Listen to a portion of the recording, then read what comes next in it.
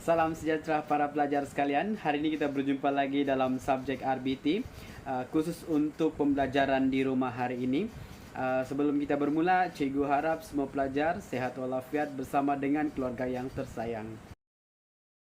Kita teruskan lagi untuk hari ini kelas, yang mana minggu lepas cikgu sudah terangkan dengan kamu apa yang dimaksudkan dengan mekatronik.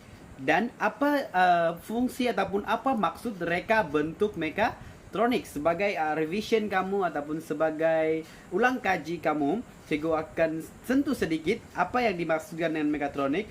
Mekatronik ini adalah perkataan meka ditambah dengan tronik, yang mana meka ini berasal dari perkataan mechanical dan tronik ini adalah perkataan elektronik. Dan bila digabungkan meka dengan tronik, dia menjadi mekatronik, yang mana mekatronik ini kelas berfungsi ataupun bermaksud satu sistem yang menggabungkan disiplin ilmu, yaitu elektrik, mechanical, elektronik, kawalan dan pengatur caraan. Itulah maksud mekatronik ini. Dan untuk hari ini kelas kita akan terangkan apakah fungsi elemen-elemen mekatronik pada setiap produk yang sedia ada. Maksudnya dalam 4 elemen tadi, yang pertama mechanical, yang kedua elektrik, yang ketiga elektronik, dan yang keempat adalah kawalan dan pengatur caraan. Kita mau tahu macam mana dia berfungsi kepada sesebuah produk yang telah siap ataupun produk yang sedia ada. Jadi, untuk hari ini kelas, cikgu akan bagi kamu contoh yang pertama. Contoh yang pertama dipanggil sebagai kereta kawalan jauh. Dalam gambar pun cikgu ada tunjukkan. Dan di sini, dan cikgu tengah pegang yang akan kamu guna bila PNP yang sebenarnya akan ada di sekolah, kita akan guna kereta kawalan jauh ini. Okey? Dalam sesebuah kereta kawalan jauh ini kelas, ini dipanggil sebagai sebuah mesin mekatronik. Kenapa dia dipanggil sebagai mesin mekatronik? Sebab dalam kereta kawalan jauh ini kelas, dia telah menggunakan ataupun telah menggabungkan 4 tadi itu. Okey, 4 disiplin ilmu. Yang pertama dia ada sumber elektrik, yang kedua dia ada sistem mechanical, dia ada elektronik, dan dia ada kawalan dan pengatur caraan. Okey, ini ialah contoh yang telah siap. Dan satu lagi cikgu akan tunjukkan kepada kamu adalah sebuah projek yang akan kamu hasilkan untuk sepanjang tahun ini, yaitu sebuah kereta kawalan jauh yang akan disambungkan dengan telefon bimbit kamu. Okey, dan kita akan tengok yang pertama sekali dalam sebuah kereta kawalan jauh itu apakah fungsi elemen yang pertama. Yang pertama sekali adalah gear ataupun gear mechanical dalam sistem mechanical. Kalau kamu tengok di sini, kalau kamu tengok di bawah ini kelas, di sini dia akan ada sebuah gear. Okey, dia ada sebuah gear di warna kuning ini untuk memindahkan pergerakan daripada motor kepada roda ini. Okey, daripada motor ini kepada roda. Bila dia disambungkan dengan bateri, motor ini akan berputar, dan bila dia berputar, automatik gear itu akan memindahkan putaran itu ke tayar ini. Okey, itu elemen yang pertama, itu sistem mechanical. Yang kedua pula sistem elektronik. Okey, kalau kamu tengok di gambar ada juga, dan cikgu tengah sentuh juga. Okey, di sini kelas dia ada 2. Kalau kamu tengok, ini ialah untuk kawalan dan pengatur caraan. Dia ini Bluetooth warna biru ini, dan di bawah ini ialah sistem elektronik dia. Kalau kamu perasan, dia ada susunan komponen elektronik yang membolehkan kereta kawalan jauh ini boleh berfungsi. Okey, itu ya yang elektronika. Seterusnya yang ketiga adalah sistem elektrik. Kita mesti ada sumber. Kalau ada sumber, barulah dia boleh bergerak. Jadi dari mana datangnya sumber itu?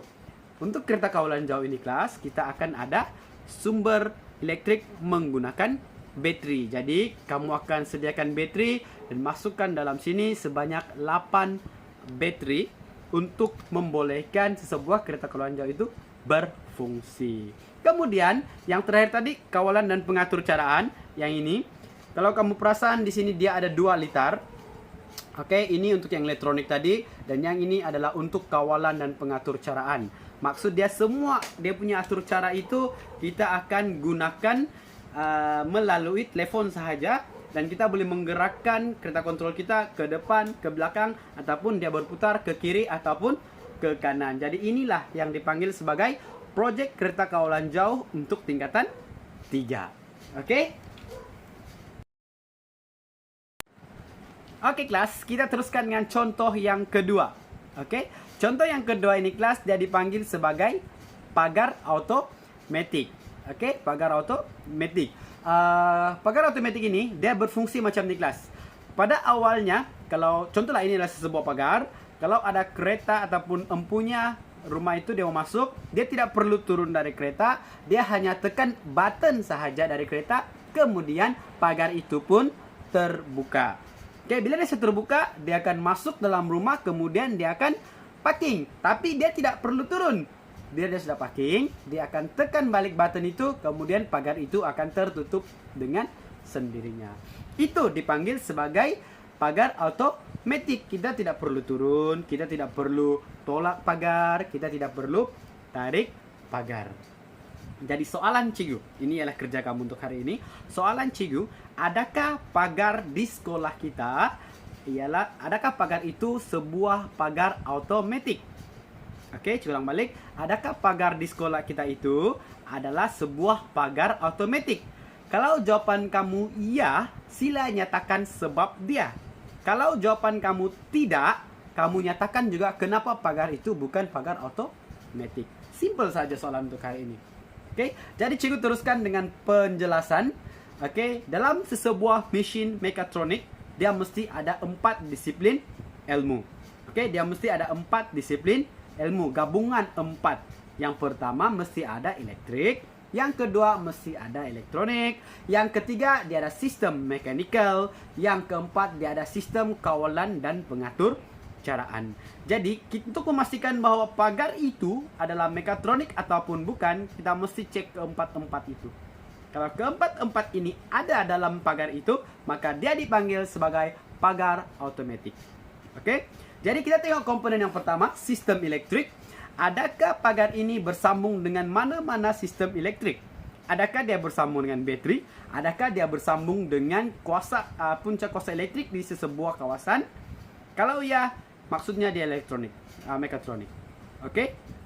Jadi, kenapa dia perlu disambungkan? Sebab setiap pagar automatik ini kelas, dia mempunyai satu bahan dipanggil sebagai motor. Motor ini yang berfungsi memutarkan ataupun menggerakkan pagar itu ke kiri ataupun ke kanan, ataupun buka ataupun tutup. Okey. Kemudian yang kedua, sistem elektronik. Sistem elektronik ini kelas dia yang akan memacukan ataupun dia berfungsi untuk membolehkan motor elektrik tadi itu berputar. Kalau tidak ada pemacu motor, maka dia tidak boleh berputar dan tidak boleh membuka ataupun menutup pagar automatik tadi. Okey, itu komponen yang kedua. Komponen yang ketiga dipanggil sebagai sistem mechanical. Macam mana daripada motor itu boleh menggerakkan sesebuah pagar?